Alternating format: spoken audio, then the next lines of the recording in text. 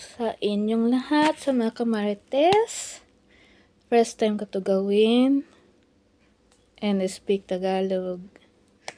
Di ako magaling sa English.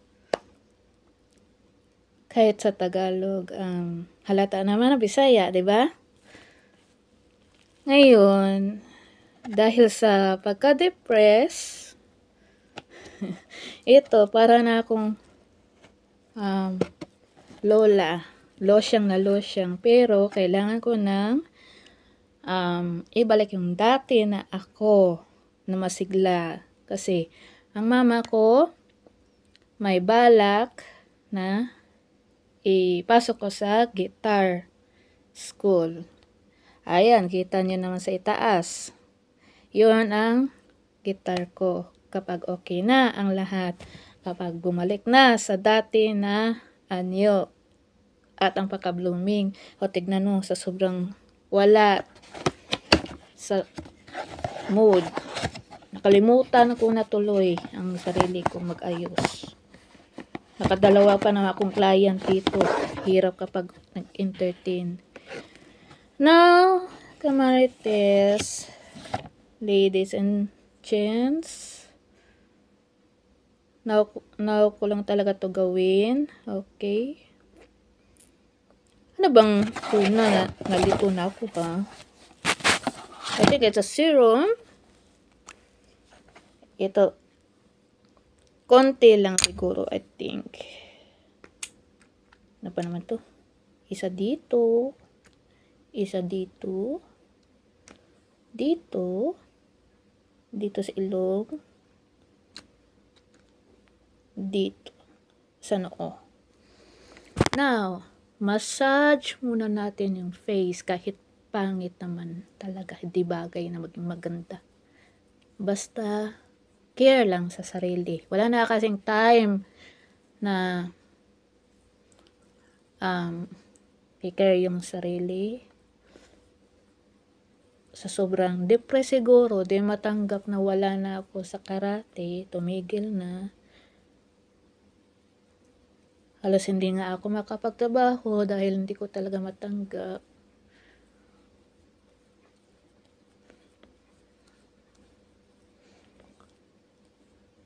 This month lang talaga akong halos nabaliw na sa depression. Pero gumawa naman ako ng paraan para makalimutan yung depression. Para makalimutan ko yun. Ang ginawa ko lang, number 1, nagpaka-busy ako sa mga gawain ko dito, like a diamond painting, cross stitch, crochet, then in the morning, work. Yun.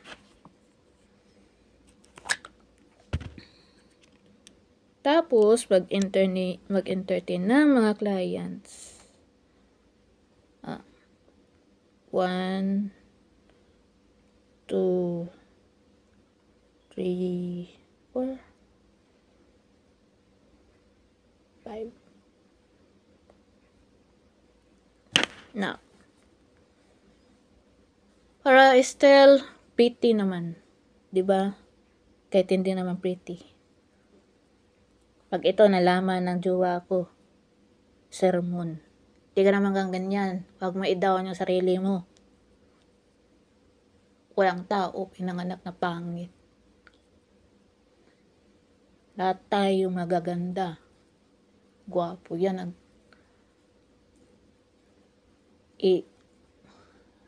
saksak ko sa utak mo. Siguro para sa inyo may itsura, pero para sa akin, ako naman talaga tong parang tiyanak. Parang anak ni Bugs Bunny.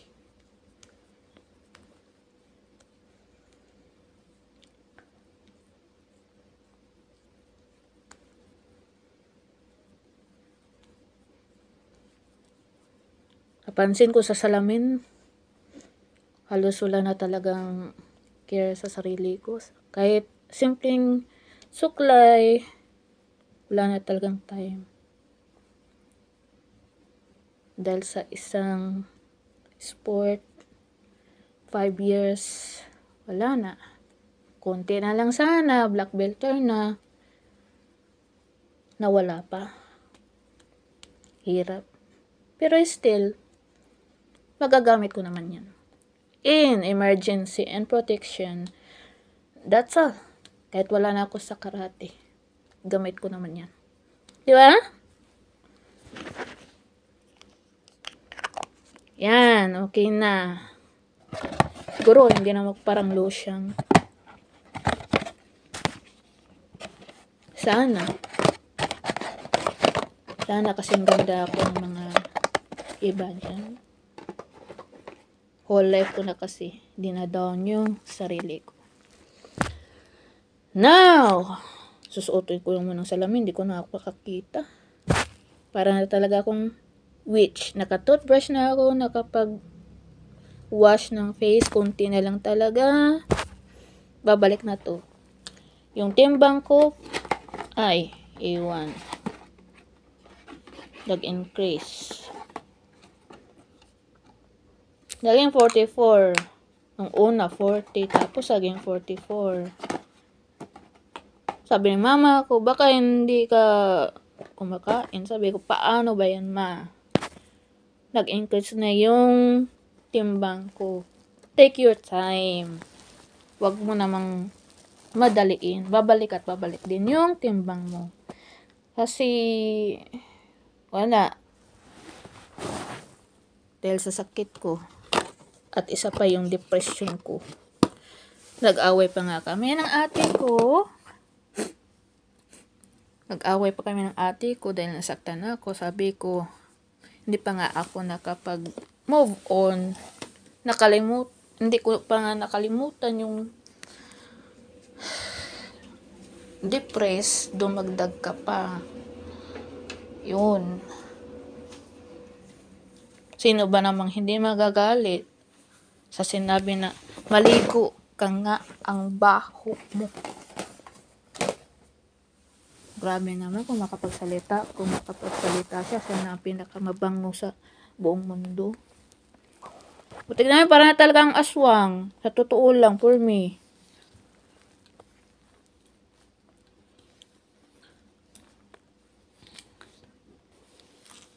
Ngayon lang ako nagsuklay, nag-ayos. Gabi na kasi dito, 7:43 in evening. At mag-close na din on 8 p.m. ng motel. At least, nakadalawang client na ako. Hirap mag-entertain, hirap maging receptionist. Diyos mio, dumugo ng utak ko, pati ilong. Tagal ko na nga dito, pero ewan kung matatawag ko pa bang sarili ko na Kiwi o Pinoy pa talaga. Sa passport ko kasi nationality ko na doon, hindi na Pilipino. New Zealander na. Tapos mahina pa sa English. Kasalanan ko ba? Ba't ako mahina sa English? Dahil nga sa slow learner ako. At may sakit. Mahina. Pero I do my best. It's okay. Just try. Yung mga wrong grammars ko, wrong English, dinaan ko na lang sa biro. Di ko na dinibdib. Di ko na sinabi na, ako tong walang alam. Pero sila yung walang alam. Kasi ako, may tinatago ding talent na hindi nila nalalaman na ako lang talaga ang nakaalam. Sinikreto ko in my whole life. Buti nga, parang nataga akong aswang. Wala tong filter, ha? Baka sabihin naman ng iba dyan, bakit yung mga Pinay ang gaganda kapag nag-filter? Without filter? Oh my God! Diyos mio, parang tayong inonsulto. Pati mga lalaki dyan, sinabihan na, Oh, so handsome, and then in camera, what the? Oh, yun mga kamarites, anong masay nyo dyan? Sinabihan na tayo ng tsaka. Talagalong ho. Pag yun, nag-asawa ng Pinoy o Pinay, ewan ko. Agree ba kayo ng ganyanin tayo? Hirap naman to. Naka-open lang yan. Ay, git naman. Ang kalat ko na nga dito. Kakalat pa talaga. Naman talaga. Pati kwarto ko, guys. Wala na talagang time para maglinis. Dahil sa depression. Wala sa tamang kain. Bigat kasi. Hindi ko talaga matanggap. Nawala na ako sa karate. Umiyak lang ako dito nung nagpaalam na ako sa team. Ito ha, color blue. Let's use. Nakita niya naman, color blue. Ano nga ba ang resulta pag ginamit ko? Yan ang tanong. Let's see. Ano ba naman to? Asan mo yung salamin? Salamin. Sinong pinakamagandang babae sa buong mundo?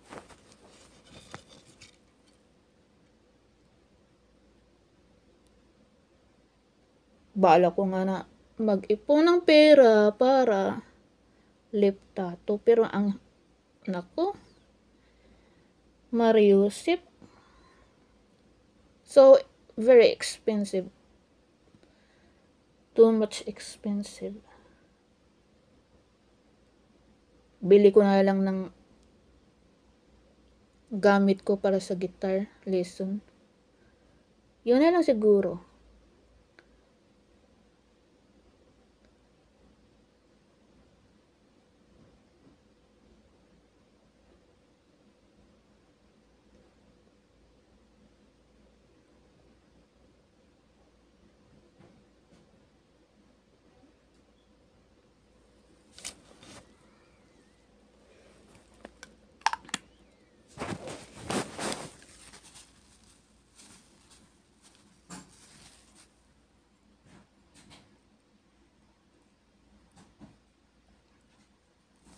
Purple.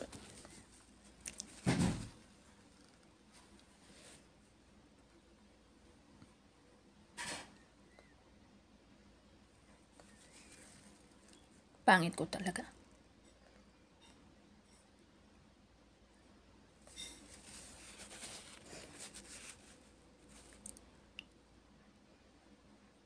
Ma, is that you?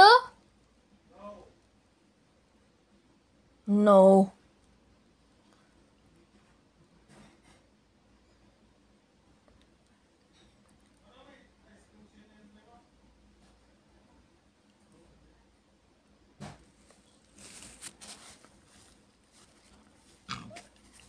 And then let's see what is the result after this.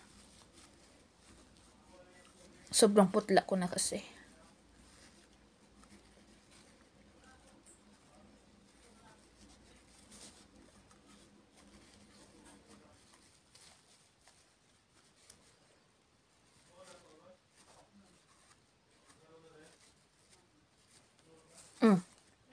Ping!